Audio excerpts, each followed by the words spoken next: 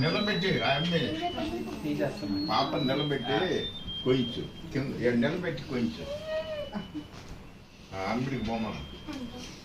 చూడన్నా దీన్ని పట్టుకో ఏడు పట్టుకోరా అక్కడ ఏడు పట్టుకో అందుకే కదా happy birthday to you happy birthday to you happy birthday to you happy birthday to you మీరే వండుతున్నారు